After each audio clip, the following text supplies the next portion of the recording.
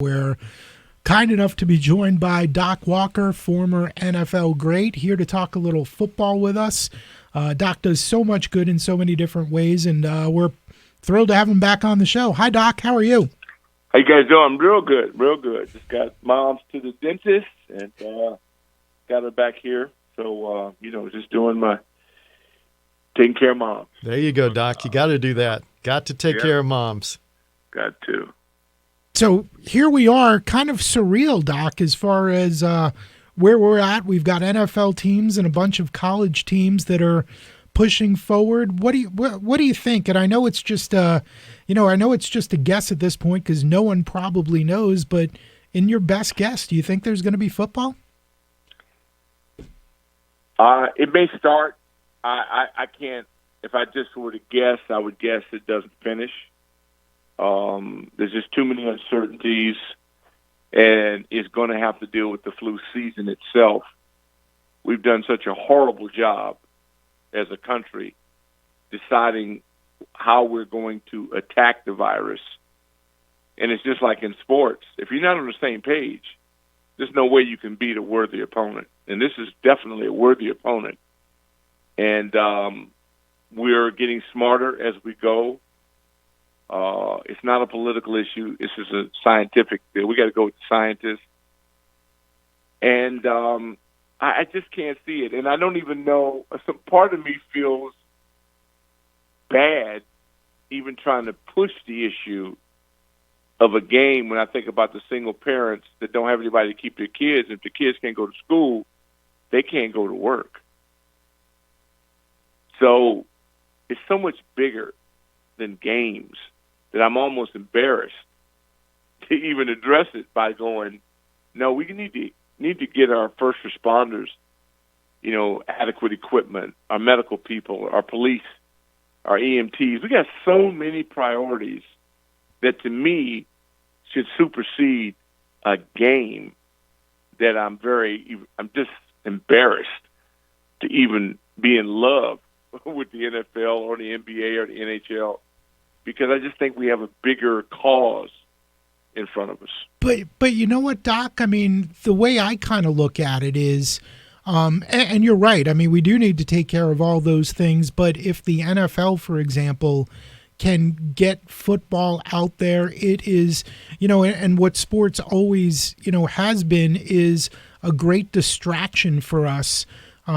Just as fans from regular life, and a way to kind of put all the, in this case, misery of what's going on aside for a few hours each week or whatever, and, really just give us a little bit of entertainment. And I understand it's not the most important thing in the world, but, No, it's not. It's not the most important thing in the world, but as you look at the NHL and what they did with the bubble, and you look at the NBA, and the NFL dwarfs them financially. So to me, had your leadership been exceptional, you got the revenue, then you should have quarantined.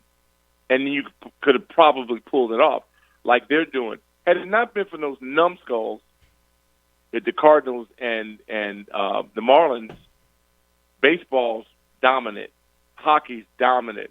Football's got more money than anyone. They could have pulled it off. Same thing with college. The NCAA, listen, I was devastated with no March Madness. I love March Madness. Mm-hmm. It's a mega killer. But again, the management didn't have foresight. They couldn't have seen it, and they didn't. So it was gone. And now, I remember when this started, man, we were in April, we're thinking, no one thought, by July we'll be good. Really? Really? No, I don't think so. But the people who did it right could pull this off. Now, I got to be honest with you guys. I like the cardboard people in the seats. Okay. I've trained my brain now that I need the cardboard. I need the fake people, and I need the fake noise. But I'm almost tricked myself into believing that because the product is sensational. Now, defensively, they're not ready. Offensively, in hoops, hockey, and baseball, they are killing it. So I haven't been on Netflix now in 12 days. So I am so happy to get to see sports again, but only if it's a minimal risk participants. Because what happens if the first guy dies? Or if we've heard this heart enlargement that has happened to some of the COVID-19 patients, how eager are you to see it than if you thought death was on the doorstep? Yeah. That will definitely shut it down in a hurry if we have something like that happen. We're talking with Rick Doc Walker, 9-year NFL veteran, played 6 years with the Washington football team. 1985 was his last year playing with Washington. Doc, some real bad news coming out of Washington last night about Ron Rivera and the cancer that he announced that he has. How shocking was that for you to hear that news? I'm never shocked. I mean, my mother had a mastectomy in 1980. When I was at Carlisle, they didn't tell me. That would have been a shocker. Ron Rivera got great news, the way I look at it. Because he got cancer, but they say we could beat it. They're on top of it. Mm-hmm. They're controllable. They told him to go back to work. I don't know about you guys, but, I've seen cancer equals death. And him, they're saying, no, you got a license to live. So that's just me. Call me crazy. But I think Ron Rivera got the best news of his life, and that he doesn't have stage 4, and that it's not in his liver or his heart. So that's just how I look at it. And the doctors, like you said, have encouraged him to go back to work and to do what he loves to do. Exactly. So, Cal Ripken Jr. Had his cancer is beaten, and he's gotten over the hump. And he had that form of cancer, or was it prostate? Testicle. So prostate. Yeah. Or it must have been prostate. So, man, when I hear victories, people win in cancer, man, I celebrate it. I'm not depressed. Depressed is the one that they say stage 4. Right. And they say it's in your pancreas. Try that on. How you like that one? See, I'm just saying, hey, man, relish the good. The bad will take care of itself. And then speaking of great medical news, Alex Smith cleared to play. I mean, that is, what a roller coaster it's been for him. And, just persevering through everything that he's been through since that injury a couple of years ago. And now to be back and cleared to play, I mean, wow. He's an absolute warrior. And he's the kind of guy that I'm so proud of. Can't believe what he did. All I wanted him to do was play catch with his kids. Mm-hmm. But that's me for him. That's not him for him. He's put in the work. He wants to start again and get under center for the burgundy and gold. And that's what's driving him. If you told him there's no chance he can play, man, I guarantee you. I mean, Alex, it could cost him tragically. He's living. He's so pumped up off the idea that he's going to beat this thing. It's a drive, man. I can't explain it to you. Oh, you have to be injured to have gone through it. I broke my arm twice my rookie year. I was talking to Santana Moss on our show the other day, and Tanner had a knee injury as his rookie year. When your injuries show you how much you love the game and what you want from the game, it's incredible. You're watching everybody go to work, and you got to go to rehab. They go on the plane to go to the next city. You go home. And then every time somebody sees you, they go, hey, stud, how you feel? Well, first of all, if you got a cast on it, you're not a stud. B, it's pretty well known how long it takes for an arm to heal or a leg to heal or whatever. But people don't know what to say to you when they see you. And the coaches, hey, stud, yeah, okay. And so this is what they do to you, psychological damage. And I've seen it. It could change your life. I've been there, and you got to fight through it. So when you accomplish that goal and you get back, man, it's bigger than a game now. Alex is unbelievable. And the movie, because I think of everything now in terms of, wow, what kind of movie will this be? You know what's going to happen. If that guy gets on center, throws a touchdown pass this season, we're talking about big screen, brother, epic. Yeah, I don't think you could come up with a better movie than the Alex Smith story. No. 17 surgeries, and what he's gone through just to get to this point. Remember, they were talking about amputating his leg to save his life. Right. They were talking about how does he live? Mm-hmm. And then again, so I'm already looking at the movie and happy for him, but they can't play him unless they think he helps them win.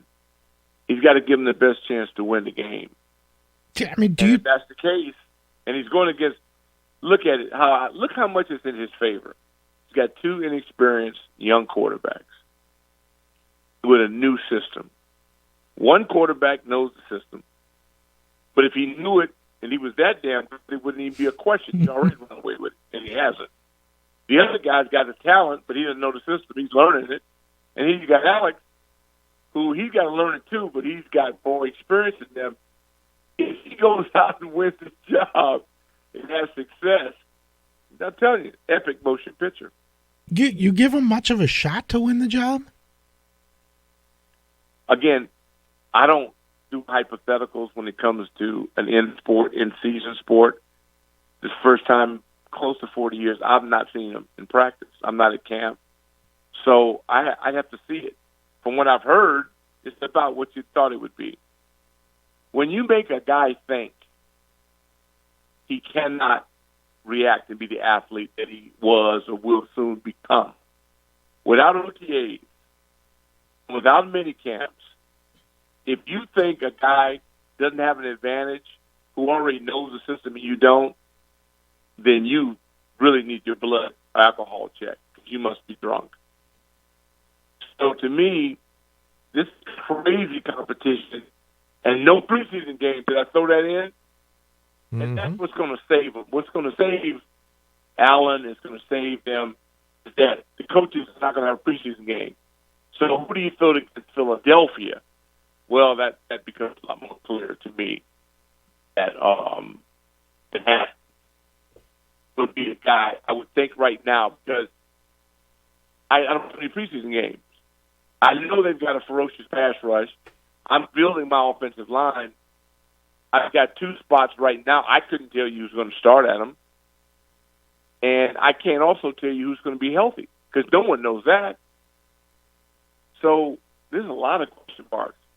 Offensively, I'd be pleased if they don't turn it over. Now, they might be a terrific run team right off the bat.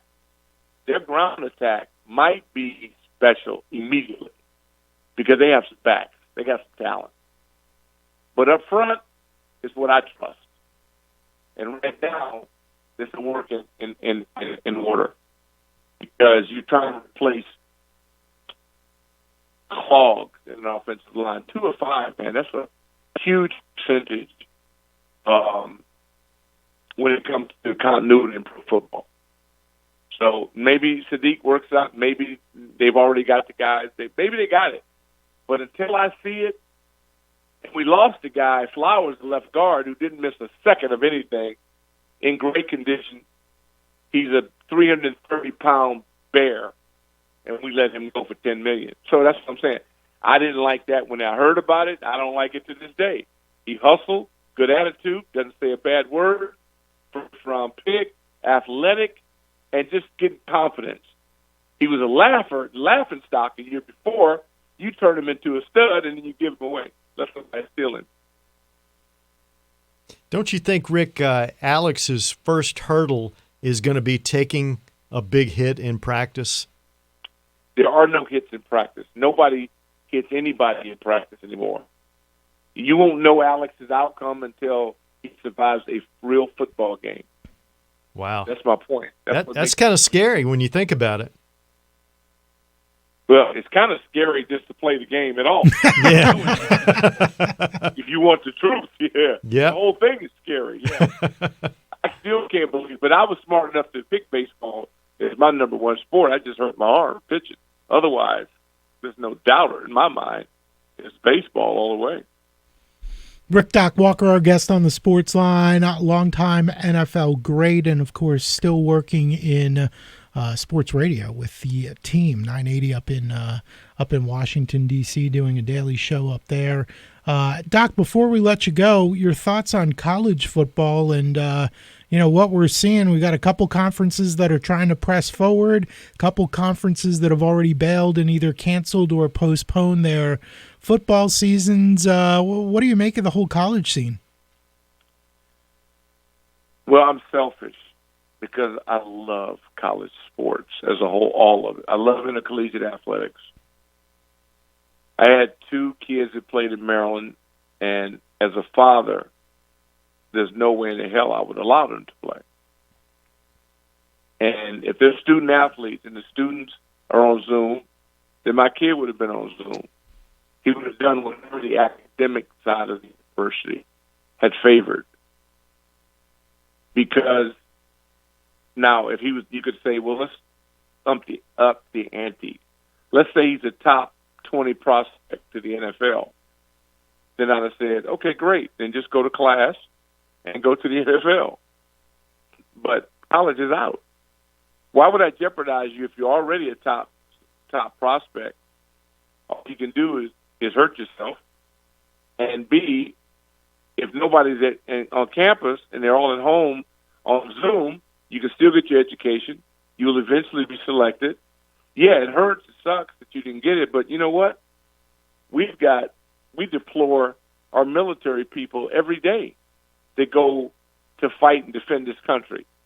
And they don't play for $300 million. They play for $30,000, $40,000 a year. So if they can do that to protect us, then if you got to miss a season, then so what? It's just the way it goes. Doc, let me get your just a leader in the clubhouse as far as a nickname, a new nickname for the team. We've heard a lot of support for the Red Wolves, the Warriors, the Red Tails, among the names being mentioned. Any that you like the most? They will be and always will be and only be, for me, the Burgundy and Gold. I'm done. Because I suggested on our show over 6 weeks ago, if the Crimson Tide can have an elephant as its mascot, and the elephant has nothing to do with the Crimson Tide, why couldn't we have just been the Burgundy and Gold and put numbers on the side of the helmets and moved on, period? And then it's over. They kept the colors, which was great, but I would have kept I called them that anyway. And because I was brought to my attention that the name was racist many years ago. So I personally kind of took it out of my day-to-day deal on the air for a decade. And then when Dan Snyder put the trips together and guys got to go to locations and they actually got a chance to nations, and the Native Americans said that it was cool. As a matter of fact, 3 of their high schools had it as their name of their mascot. So I said, oh, they're confused. So I went back. And then when they just ended it, I go, you know what? If it is what it is, I'm done. I can live without it. It's no big thing to me.